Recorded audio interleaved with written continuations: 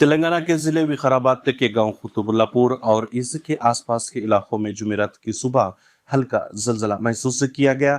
जलजले की शिद्दत Richter scale पर 3.1 रिकॉर्ड की गई। ये झटके सुबह 3:56 पर महसूस हुए। महकमे मौसमियात के मुताबिक जलजले का मरकज कुतुबुल्लापुर के मगरिब में खेतों के इलाकों में था और इसकी गहराई तकरीबन 10 किलोमीटर थी।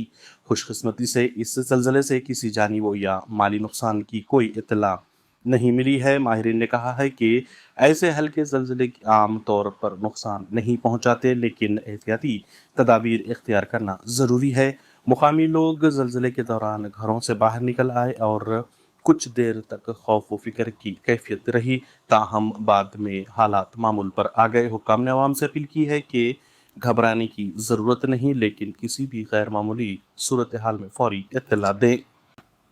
तेलंगाना हाई कोर्ट ने बुध 13 अगस्त को सरकारी इदारों को सख्त तनकीद का निशाना बनाया। अदालत ने कहा है कि झीलों से कब्जे हटाने और सरकारी ज़मीन की हिफाजत के दौरान आम शहरियों को परेशान करना गलत है। अदालत ने वाज़ेह किया कि आवाम की सहूलत और तहफ़्फ़ुज़ हुकूमत की पहली जिम्मेदारी है। अगर तजावीज़ात हटाने का काम किया जा रहा है तो इसे इसकी तरह अंजाम देना चाहिए कि लोगों की रोज़मर्रा की ज़िंदगी मुतासिर ना हो।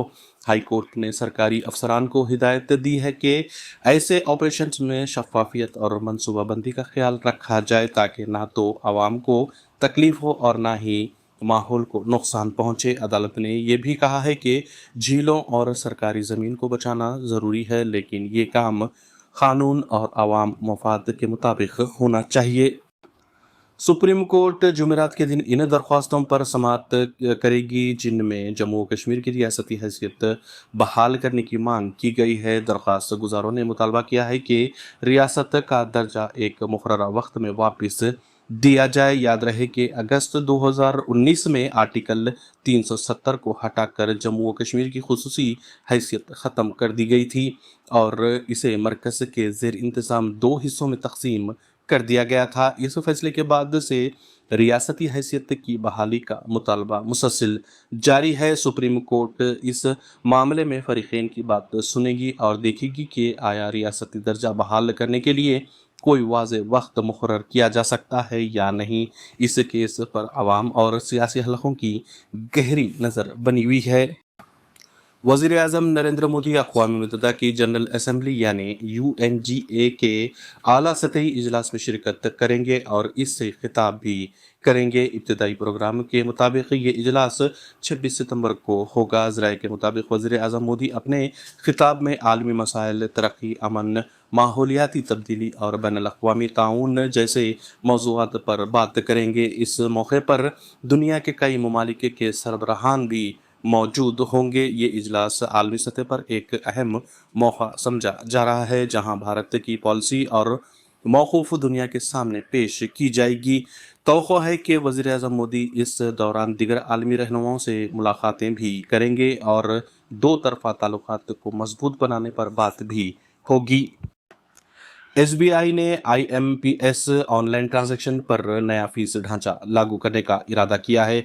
भारतीय स्टेट बैंक SBI ने ऐलान किया है कि अब 25,000 रुपये से ज़्यादा की रकम अगर ऑनलाइन IMPS सर्विस के ज़रिए भेजी जाएगी तो इस पर मामूली फीस ली जाएगी। यह नया फैसला 15 अगस्त से लागू होगा। SBI की वेबसाइट के मुताबिक बैंक की ब्रांच से किए जाने वाले IMPS लेन देन पर कोई नया चार्ज नहीं लगाया गया है, लेकिन ऑनलाइन ट्रांजैक्शन में अगर रकम 25,000 रुपये से ज़्यादा हो तो फीस अदा करनी होगी। बैंक के मुताबिक जिन सारिफिन के पास तनख्वाह वाला अकाउंट है, इनके लिए ये सर्विस पहले की तरह बिल्कुल मुफ्त रहेगी। नए फीस ढांचे के मुताबिक 25,000 से 1 लाख रुपये तक 2 रुपये फीस, 1 लाख से 2 लाख रुपये तक 6 रुपये फीस, 2 लाख से 5 लाख रुपये तक 10 रुपये फीस ली जाएगी। यह फैसला बैंक की ऑनलाइन सर्विस के इस्तेमाल में तवाज़ुन पैदा करने और ट्रांजैक्शन के अखराजात को संभालने के लिए किया गया है।